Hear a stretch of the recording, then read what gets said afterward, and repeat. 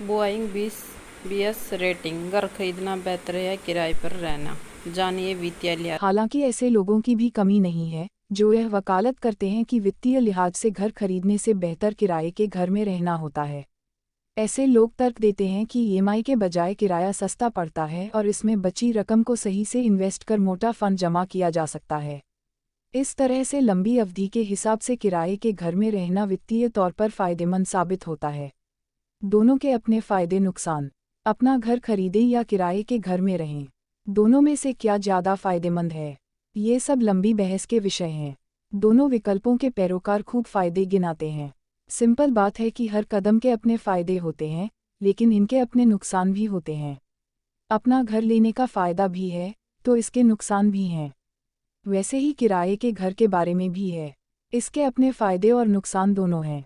आज हम इसी पर बात करने वाले हैं, जहां आप जानेंगे कि दोनों विकल्पों के क्या क्या फायदे हैं और इनके क्या क्या नुकसान हैं। महंगा है अभी होम लोन। सबसे पहले घर खरीदने की बात। ऐसे लोगों की संख्या मामूली है जिनके पास नया घर खरीदने का पूरा पैसा होता है। ज़्यादातर लोग कर्ज लेकर ही अपना घर खरीदते हैं। होम लोन का सीधा कनेक्शन रेपो रेट से है। रेपो रेट बढ़ने से कर्ज की लागत बढ़ती है। मई 2022 से रिजर्व बैंक रेपो रेट में 2.5% वृद्धि कर चुका है, जिसके चलते होम लोन की दरें जो करीब 6.5% पर थीं अब 9% से ऊपर हैं। हालांकि आरबीआई ने अप्रैल 2023 की मॉनेटरी पॉलिसी में रेपो रेट 6.5% पर बरकरार रखा है, जिसके चलते कयास लग रहे हैं कि अब ब्याज दरों में शायद और वृद्धि न हो। घर खरीदने की असल लागत।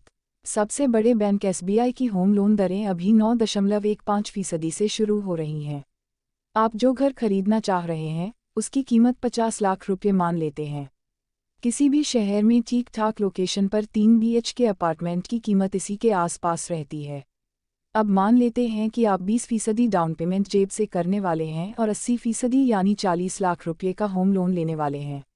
9.15% की दर पर 40 लाख रुपये का लोन 20 साल के लिए लेने पर उसकी मंथली EMI 36,376 रुपये बनेगी।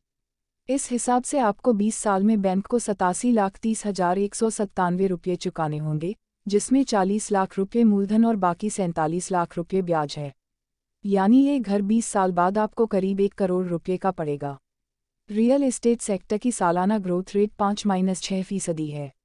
इस लिहाज से जो घर आज 50 लाख रुपये का है, वो 20 साल बाद 1.3 से 1.6 करोड़ रुपये का होगा।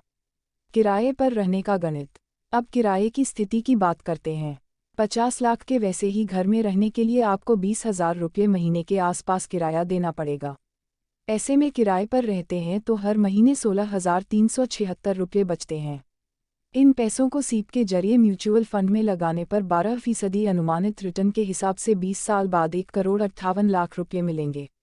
डाउन पेमेंट की 10 लाख रुपये की रकम को अलग से एकमुश्त निवेश करने पर कुल 96,46,293 रुपये मिलेंगे। यानी इस सूरत में 20 साल बाद आपके पास 2.5 करोड़ रुपये से ज़्यादा होंगे। इस लिहाज से किराए पर रहना बेहतर विकल्प साबित होता है। रेंट पर रहने के फायदे। रेंट पर रहना एमई के मुकाबले सस्ता है। डाउन पेमेंट का कोई झंझट नहीं है।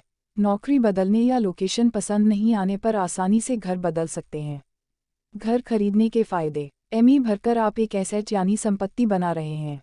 होम लोन के प्रिंसिपल रिपेमेंट पर 80C के तहत 1.5 लाख रुपये और सेक्शन 24 के तहत ब्याज पर 2 लाख रुपये तक का डिडक्शन मिलता है। शिफ्टिंग और मकान मालिक का झंझट नहीं होता है।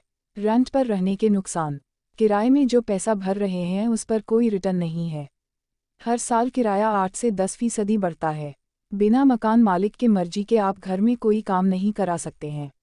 घर खरीदने के नुकसान। डाउन पेमेंट, स्टाम्प ड्यूटी और रजिस्ट्रेशन चार्ज जैसे खर्च और एमई का बोझ उठाना पड़ता है। पैसों की जरूरत पड़ने पर घर तुरंत बिक नहीं सकता है।